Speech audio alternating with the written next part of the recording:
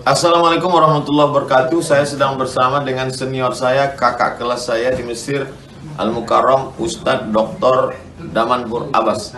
Nikmati kajian-kajian tausiah beliau yang bergizi, berkualitas di channel Ustadz Damanhur Abbas. Jangan lupa tonton, subscribe, like, share, and comment. Assalamualaikum warahmatullahi wabarakatuh.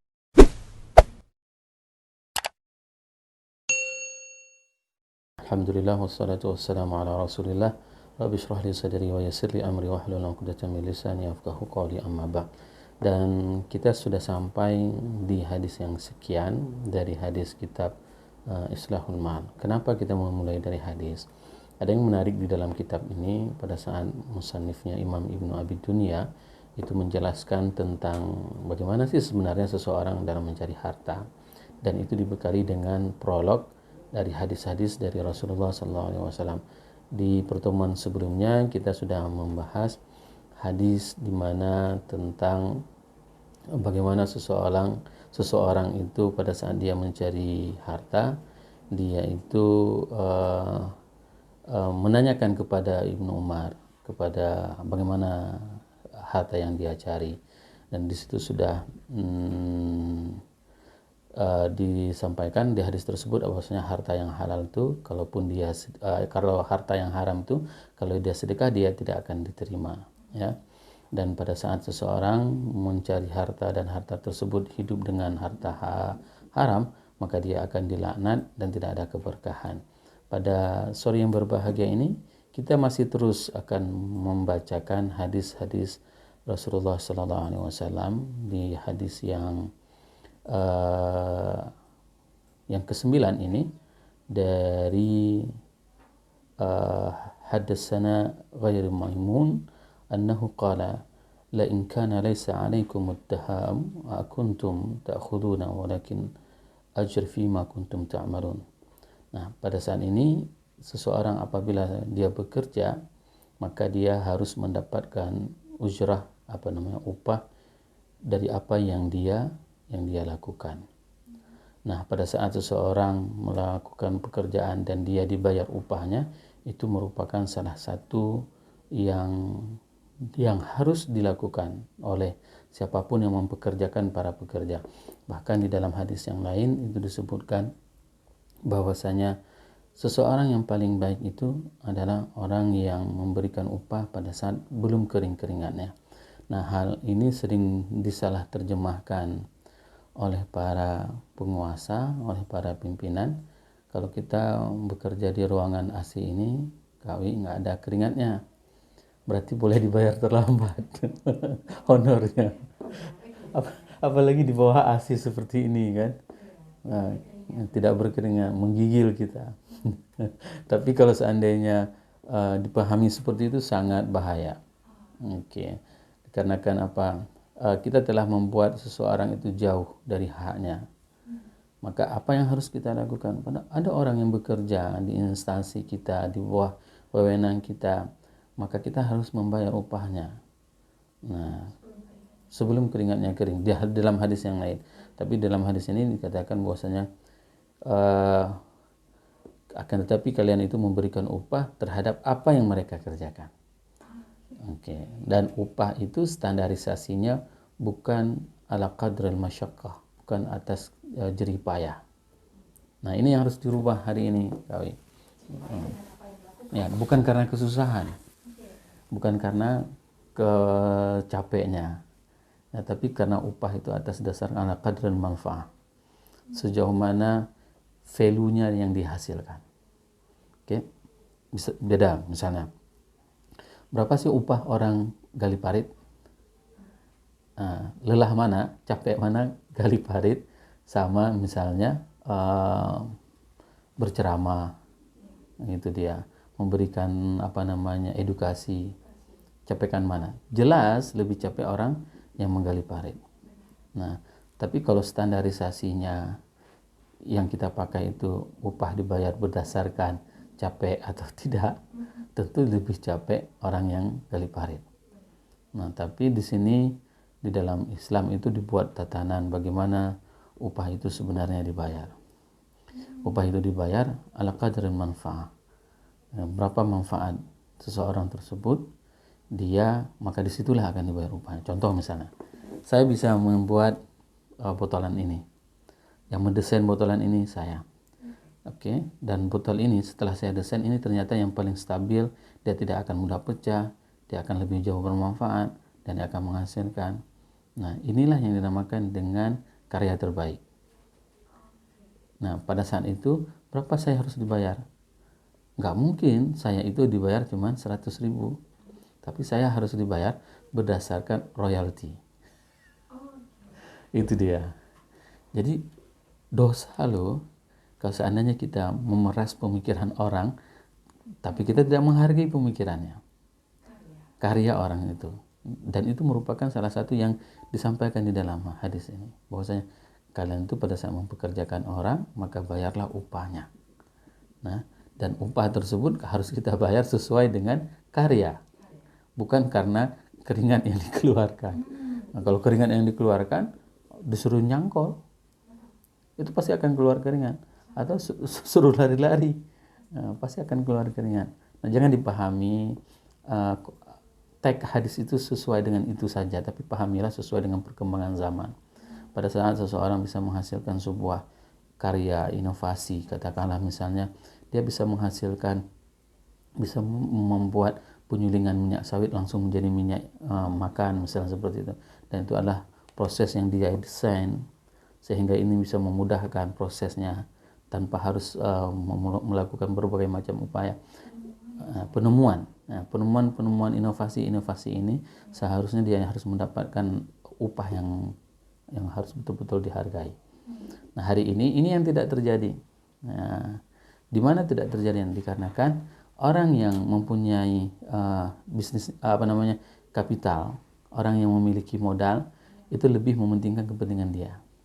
Nah, pada saat seseorang mementingkan kepentingan dia, maka itulah yang dinamakan dengan transformasi ekonomi dari Islam menjadi kapitalis. Nah, jadi kita nggak akan pernah kaya kali, nggak pernah kaya. Yang kaya siapa? Kapital, yang punya modal. Nah, yang akan kaya itu yang hanya orang-orang yang punya modal, mereka yang punya membiayai, mereka yang akan menjadi punya saham. Itu dia. Tidak akan pernah. Misalnya pengalaman pada saat saya memperhatikan, saya pernah di Amerika beberapa lama, para buruh itu tidak akan pernah kaya. Akhir bulan dia harus menutup bill, tagihan listrik, tagihan air, tagihan mobil, tagihan telepon, pokoknya clear. Setiap bulan itu habis semuanya. Nah, paling ada tersisa hanya beberapa. Ya, untuk pergi misalnya makan bersama keluarga dan nonton di bioskop, selesai. Sama seperti kita berarti ya. Ya, kalau seandainya kita makanya inilah fungsi pada saat kita bekerja, dan itu selalu yang disampaikan. Mungkin ke depan kita akan menemukan hadis-hadis bahwasanya bekerja itu dengan tangan itu jauh lebih baik. Bagaimana maksud bekerja dengan tangan? Menandakan kita tidak menjadi pegawai orang. Iya, mempunyai pekerjaan sendiri. Dan ini bahasanya handcraft ya kalau sekarang ya kan. Ya. Jadi misalnya dan itu sebenarnya banyak yang bisa kita contoh. Misalnya Ibunda Zainab bin Jars. Beliau itu seorang wanita yang mempunyai home industry. Nah, kita akan bahas nanti mungkin. Beliau membuat kerajinan tangan, dan dari situ beliau bisa bersedekah banyak dan membuat para ummahatul mukminin yang lain cemburu terhadap beliau, karena beliau juga mempunyai pendapatan. Dan Rasul dalam satu riwayat itu pada saat turunnya surat At-Tahrim itu, Rasulullah SAW itu kok bisa lama ya di kamarnya Ibunda Zainab. Ternyata Ibunda Zainab ngasih madu untuk Rasul, dan Rasul suka madu. Itu yang membuat kesimpulan saya pada saat saya menyampaikan kepada siapapun, rumah tangga Rasul itu juga punya masalah. Nah, jangan bilang bahwasanya rumah tangga Rasul tidak ada masalah. Ada masalah rumah tangga Rasul, tapi cara menyelesaikannya itu ya sesuai petunjuk Allah dan Rasulnya. Nah, pada saat terjadi permasalahan itu ada solusinya. Nah, sesuai petunjuk. Seperti itu. Jadi jangan bilang itu kan Rasulullah, nggak ada masalah. Siapa bilang? Nah, di sini kita ingin mengatakan bahwasanya apa? Bekerja dengan tangan itu merupakan salah satu yang memang kita harus menghasilkan sebuah home industry. Nah, kita selalu mengajak ibu-ibu itu misalnya untuk punya sesuatu yang dihasilkan dari rumahnya, belajar dari Ummahatul Mukminin. Nah, sehingga ketahanan rumah tangga itu ada di situ. Pada saat seseorang dia mempunyai pekerjaan, mempunyai produk yang dihasilkan dari rumahnya, dan dia terlepas dari ini, dari hadis ini, kecemasan hadis ini. Ya, jadi kalau seandainya dia bekerja di pabrikan, di tempat orang, bisa jadi ditahan gajinya, bisa jadi tidak dibayar gajinya. Walaupun dalam hadis ini dikatakan kamu harus menaikkan gaji seseorang gitu. Apabila kamu tidak melakukannya, maka kamu sudah melakukan yang jauh. Oke, itu seperti itu. Ya, kenapa PHK? Itu kan dari kajian lebih kepada geopolitisnya, ya, ekonomi politisnya, sehingga sebenarnya kalaupun tidak di PHK nggak ada masalah. Nah, daripada misalnya orang udah bekerja 20 tahun, kalau dia 10 tahun lagi dia harus pensiun, mungkin dia kan harus bayar tunjangannya yang besar. Nah, udah PHK aja. Oke, Kali-kalinya seperti itu. Dia tidak pernah menghitung pada saat dia bisa membiayai rumah tangga itu memuji Allah dan Rasulnya, dia akan berpahala. Itu kali-kali seperti itu tidak ada dalam kapitalis. Tapi kali-kali mereka itu hanyalah kali-kali penduduk langit, kali-kali penduduk bumi, yang hitungannya itu ya sama sekali matematika. Jadi dia tidak pernah memperhitung kalau seandainya bisa mempekerjakan 100 karyawan tersebut dinasihati untuk bisa beribadah kepada Allah dan cinta kepada Rasul, maka semua rumah tangga yang dibiayai dari gaji perusahaan dia itu akan mempunyai multi level pahala terhadap orang yang mempekerjakan. Nah, luar biasa. Konsep Islam itu sangat luar biasa dalam hal bagaimana kita mencari rezeki, bagaimana kita membayar upah, bagaimana semua itu sebenarnya sudah diatur sedemikian rupa.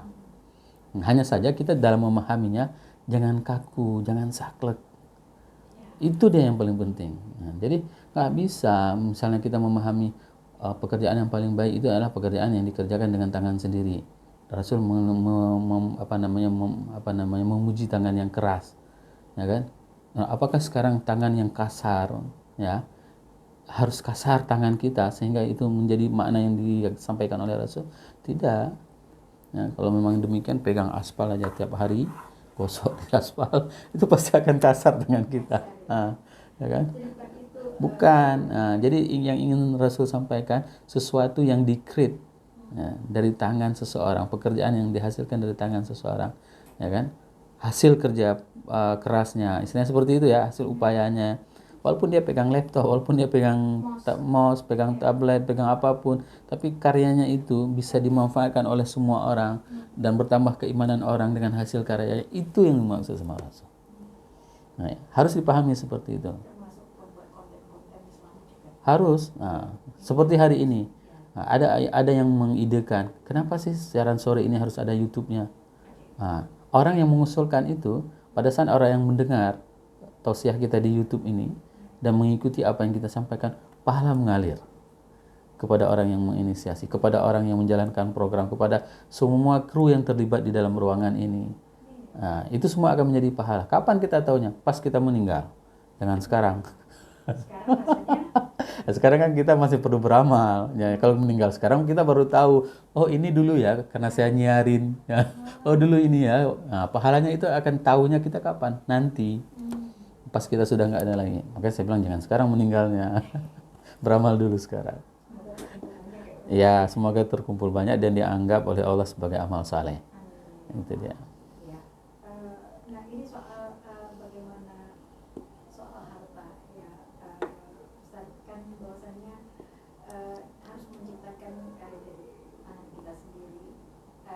Tapi kan lagi-lagi Ustaz tidak semua bisa memahami ini. Ustaz, bagaimana membuat kita paham bahwasanya para ibu-ibu di rumah juga punya hak untuk bisa mendapatkan, ya maksudnya menghasilkan uang sendiri ya. Ya. Makanya kita harus belajar. Mencari rezeki itu harus belajar. Kenapa saya memilih kitab Perbaiki Hartamu? Supaya kita tahu bagaimana mencari rezeki. Dan kenapa kita bacakan hadis per hadis setiap pertemuan? Supaya orang tahu loh. Dan jangan sampai saya berulang kali mengatakan, Ustaz, saya punya harta sekian, halal enggak ya? Masih ragu ya? Ya, setelah dia dapatin sekian banyak, ternyata hartanya enggak halal. Loh, gimana kok bisa dia nyari harta yang enggak halal? Kan itu. Sudah dapat. Dan terus nanyain ke kita, Ustaz, saya punya harta segini. Caranya dulu saya carinya gini. Halal enggak Ustaz ya? Karena aneh. Hari ini setelah terkumpul harta yang banyak, dia baru nanya ke kita, harta saya halal enggak ya? Nah, kita menghindari hal-hal seperti itu. Maka kalau kita mempelajari semua yang diajarkan di dalam agama ini, maka itu sungguh rapi kehidupan kita, smooth. Nggak akan pernah kita keluar jalur. Walaupun terkadang kehidupan kita tidak seindah sinetron Korea misalnya. Karena memang itulah namanya dengan ujian. Ya, itulah yang dinamakan dengan liku-liku kehidupan. Ada ya biasalah ada gesekan. Seperti saya bilang tadi, rumah tangga Rasul juga punya masalah. Tapi kita nggak pernah lari dari masalah. Kalau kita lari dari masalah itu namanya bukan hal yang diajarkan di dalam Islam. Nah, kalau misalnya kita mentadabbur surat At-Tahrim itu menceritakan tentang permasalahan di dalam rumah tangga. Diberikan contoh misalnya rumah tangga Rasul, rumah tangga Fir'aun, rumah tangga Nuh, Lut, ya kan, dan rumah tangga Imran. Ya, semua menjadi potret. Kita mau pilih mana? Ya, mau pilih yang mana? Jadi jangan pernah mengatakan bahwasanya rumah tangga itu tidak punya masalah. Begitu juga cari rezeki. Cari rezeki itu masalah. Kalau apalagi kita nggak tahu bagaimana caranya, rezeki apa yang harus kita cari. Nah, misalnya seperti tadi, orang yang memang dia mempunyai modal, punya sebagai owner, dia pekerjakan orang, orientasinya kan laba. Padahal dalam hadis ini sudah dikatakan, apabila kamu tidak membayar upah, maka itu sudah sangat jauh dari tatanan kehidupan seorang mukmin. Ya, bayarlah upah seseorang sesuai dengan amalnya, dengan pekerjaannya. Maka kita sampaikan tadi, ada orang pada saat dia bisa mendesain sesuatu ruangan, rumah, dan rumah tersebut bisa menambah income, bayar desainnya dengan mahal. Seharusnya seperti itu. Ada orang yang bisa menghasilkan, katakanlah misalnya hari ini anak Aceh bisa menghasilkan blender sendiri yang jauh lebih murah. Anak Aceh bisa menghasilkan mixer sendiri, bisa memproduksi mixer sendiri. Nah, karya-karya itu memang harus dibayar lebih mahal. Kenapa? Karena kita mengimplementasikan hadis yang disebutkan oleh Rasulullah SAW tersebut. Jangan sampai orang luar lebih. Ya, jangan sampai orang luar. Dan ini paling banyak kan? Paling sering kejadiannya. Nggak dipakai di sini, tiba-tiba di hire di luar dan mereka dibayar mahal. Nah, ini yang paling sering terjadi. Maka kenapa itu bisa terjadi? Karena mereka tidak pernah mengimplementasikan apa yang disampaikan oleh Rasul. Iya. Akhirnya kembalinya ke sana ya? Memang ya. Akhirnya ujung-ujungnya memang ke sana. Pada saat kita meninggalkan Allah dan Rasul, maka kita akan cerai-berai. Ya, bahasa Inggrisnya cebre. Itu bahasa Aceh ya. Ya, Insya Allah. Jadi mencari menjaga itu pun juga masalah ya Ustaz. Ya. Bukan serta-merta mudah. Bukan. Karena bisa jadi mudah mencari harta, tapi ujung-ujungnya sudah mendapatkan jadi masalah ya. Betul. Ya, maka kita perlu sekali ngaji ini. Ngaji ini penting sekali, dan kalau diikuti maka kita akan on the track tadi yang saya katakan. Oh, nanti pada suatu hari katakanlah misalnya Kawi punya perusahaan. Teringat dulu ya, pernah ngaji masalah ini. Nah, begitu ngeliat, ini tanggal berapa nih? Tanggal 1. Biasanya kaji kan tanggal 5. Udahlah, saya rubah aja lah. Dari tanggal 5 menjadi tanggal 1. Gitu deh. Kenapa? Pada saat dia terima gaji tanggal 1, ya, dia bisa bawa pulang ke keluarganya. Dia bisa kasih nafkah kepada keluarganya. Jadi ada durasi pahala yang lebih banyak. Dari tanggal 1, 2, 3, 4. Cepat. Lebih cepat dia dapat pahalanya. Coba bayangkan.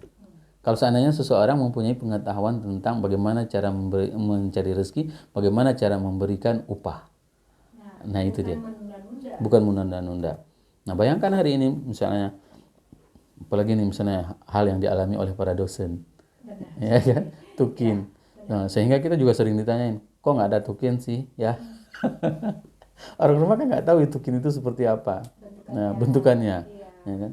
Penantiannya seperti apa. Nah, ya, ini diantara kalau seandainya ini diberikan kepada dosen dan dosen itu menggunakan untuk kemaslahatan, dia menggunakan membelanjakan untuk bertambah keimanan kepada Allah dan Rasulnya, maka pahala termasuk akan mengalir kepada siapapun yang berkontribusi terhadap itu. Dengan syarat dosen tersebut bekerja sesuai dengan apa yang dituntut oleh pemerintah. Jadi bukan hanya menerima tukin, ongkang-ongkang kaki, nggak masuk ngajar. Itu tidak juga termasuk. Itu bermasalah juga. Dia akan mempertanggungjawabkan semua itu nanti di hari akhirat. Oke. Jadi bukan hanya sekedar Menuntut hak. Menuntut hak. Nah, bukan hanya sekedar menuntut hak, tapi seseorang itu harus menunjukkan kinerjanya. sama seperti Ya. ketika kerja masuk kerja tapi tidak kerja pulang begitu Ya, juga. ya, termasuk juga mereka akan diminta pertanggungjawaban. Dan kita selalu mengatakan itu kan, hisab itu berat loh. Nah, akan ditanyakan satu persatu, detik per detik, menit per menit, minggu per minggu, hari per hari, tahun per tahun kau. Akan ditanyakan satu persatu. Emang lu ada masuk tanggal sekian bulan sekian di mana, kemana? Nah, itu apesnya. Apa kalau kita sudah ditanyain sama Allah detail seperti itu dan dibuka satu persatu lembaran kehidupan kita akan disidang. Masuk sidang di dunia aja kita sudah ribet, apalagi sidang di akhirat. Wow, luar biasa. Semoga kita dimudahkan semuanya. Amin ya. sehingga tidak termasuk di antara apa yang dibicarakan. Iya, kalau saya boleh ingat Ustaz tentang aroma saja kita dihisap ya Ustaz. Ya. Ketika kita memasak makanan harus berbagi ke tetangga. Ya, benar. Sampai segitunya. Sampai segitunya. Nah, bahkan di dalam fikih itu kalau misalnya kita mengkaji lebih detail, 40 rumah kali. 40 rumah, ya, kiri kanan, muka belakang. Untung aja rumahnya nggak ada di atas. Kalau tinggal di apartemen berarti kan harus dihitung atas bawah. Ini gimana Ustaz? Ya Allah. Gimana nih? Ya, coba bayangkan. Iya. Nah, seperti itu. Nah, dan semua itu akan kita pertanggungjawabkan. Dan ada orang yang baik sama tetangganya. Pada saat misalnya tetangganya itu buat kenduri, dia kasih rumahnya untuk parkiran. Nah, seperti itulah bertetangga. Tendanya dipasang di rumahnya. Nah, itu pagarnya dibukakan. Nah, seperti itulah bertetangga. Jangan begitu tetangganya yang sebelah buat kenduri tutup semuanya. Ada juga yang seperti itu. Dilarang parkir. Nah, tulis lagi dilarang parkir. Nah, itulah yang dinamakan dengan berbagi tadi.